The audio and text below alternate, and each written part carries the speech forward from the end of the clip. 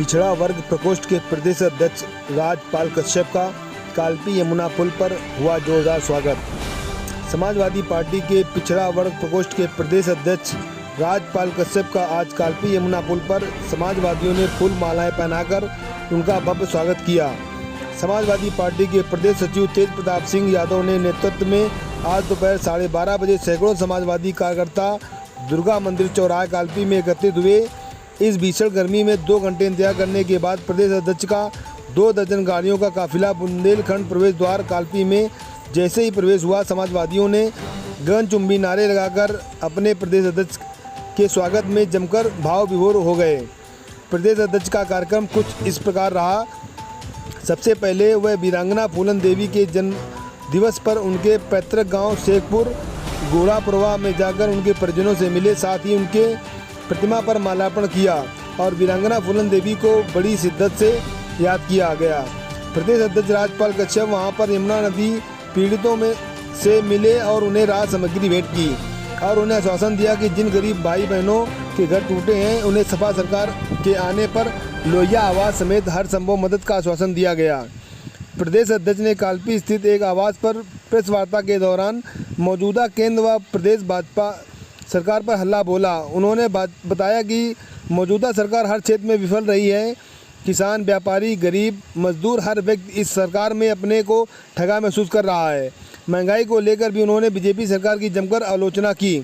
प्रदेश सरकार ने लोगों को आश्वासन दिलाया कि बहुत जल्द लोगों को इस पूंजीपतियों की सरकार से निजात मिल जाएगा।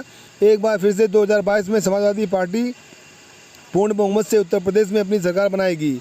इस मौके पर उपस्थित समाजवादियों में आनंद यादव, पूर्व जिला अध्यक्ष तेज प्रताप यादव, जुनैद कुरैशी, सुरेंद्र मोखरी, दीपक राज गुजर, गुड्डू महेवा, आशुतोष यादव समेत सैकड़ों कार्यकर्ता मौजूद रहे। जालौन से केटी न्यूज़ के लिए संवाददाता अमित गुप्ता की खास रिपोर्ट। संसद भेजने का काम समाजवादी पार्टी ने किया है, सम्मान देने का काम किया है और बीजेपी लगातार अपमानित कर रही है। मैं गाजीपुर में पुण्यतिथि पे मूर्ति पे माला पहनाने का हमारा कार्यक्रम था। हमारे टेंट और पंडाल को गिरा के एक दिन पहले टेंट और पंडाल को गिरा दिया गया और कार्यक्रम नहीं होने दिया गया। पुलिस ने लाठियां चलाई और जब मैं गया तो कई लोगों पे मुकदमा भी पंजीकृत करने का काम किया। बीजेपी दलित, पिछड़े, आदिवासी अल्पसंख्यकों को अपने महापुरुषों पे जयंती और पुण्यतिथि भी नहीं मनाने दे रही और समाजवादी पार्टी मांग करती है कि उनका भव्य स्मारक सरकार बनवाए, मूर्ति लगवाए। जो प्रेरणा है महिलाओं की, प्रेरणा स्रोत है, महिलाओं की शक्ति के प्रतीक है और जिस तरीके से महिलाओं की शक्ति की प्रतीक है और जिस तरीके से उनके साथ में अन्याय, अत्याचार और दुराचार हुआ था और सामंती लोगों ने किया था, सरकार भी, बीजेपी सरकार भी आज वही सामंतशाही दिखा रही है। बहन बेटियों की इज्जत नहीं सुरक्षित है बीजेपी के शासनकाल में। कितनी बहन बेटियों को चीर हरण किया गया। हाथरस में वाल्मीकि समाज की बेटी के साथ में किस तरीके से दुराचार किया गया। आपने देखा होगा लखीमपुर में किस तरीके से कितने लोगों की महिलाओं के साथ में दुराचार किया गया और पंचायत चुनाव में उन्होंने चीर हरण करने का काम किया।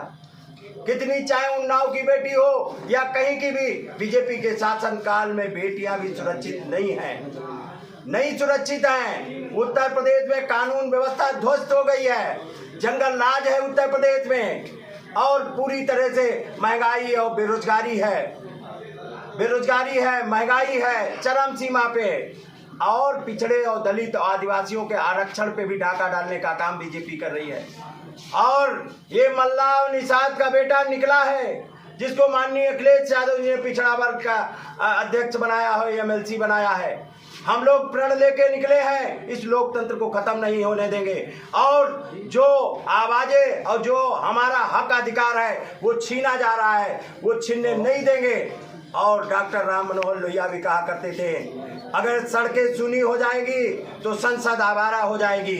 हम सड़कों पे निकले हैं और जब तक योगी आदित्यनाथ को सत्ता से बेदखल नहीं कर लेते तब तक ये मल्ला और निषाद का बेटा उठने वाला नहीं।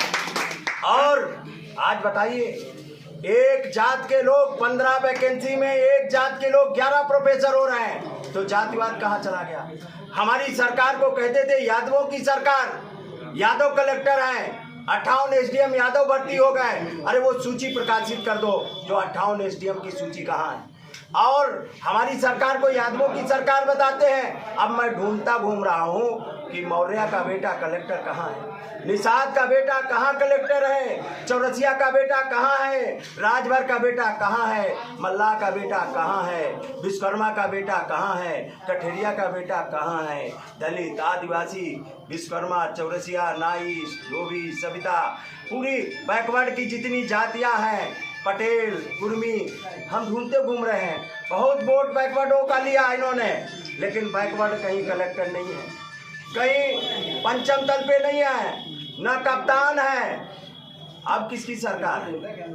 और अब बैकवर्ड और दलित सब लामबंद हो गए। जिस तरीके का जनसैलाब आप सड़कों पे देख रहे हैं, पूर्वांचल से लेके आज बुंदेलखंड में प्रवेश किया है और बुंदेलखंड में भी आगाज कर रहे हैं। दलित, बैकवर्ड, अल्पसंख्यक, आदिवासियों को लामबंद करके इनकी सत्ता से हटा देंगे योगी आदित्यनाथ को और इनकी जमानतें जब्त कराने का काम कर देंगे और माननीय अखिलेश यादव जी को पूर्ण और प्रचंड बहुमत के साथ में हम मुख्यमंत्री बनाने का काम हम लोग करेंगे। और शादी नहीं बजा। और आज बताइए कि और हमारी मांग है, हमारे नेता की मांग है कि जाति जनगणना कराई जाए।